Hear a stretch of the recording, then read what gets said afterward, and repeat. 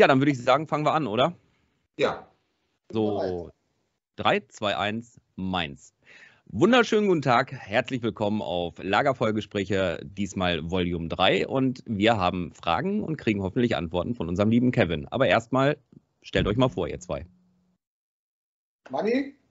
Ja, also ich bin Manni, Kugelfisch. Ich habe einen Kugelfisch gebaut, einen kleinen Minicamper, aber das habt ihr in den anderen Folgen schon gesehen und ja, meine Meinung.